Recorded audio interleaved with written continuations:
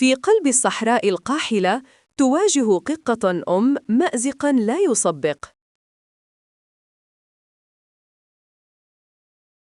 من بعيد يسمع غراب حكيم نداءها الموجع، وحتى جمل الصحراء العظيم يلاحظ ضائقة القطة الأم.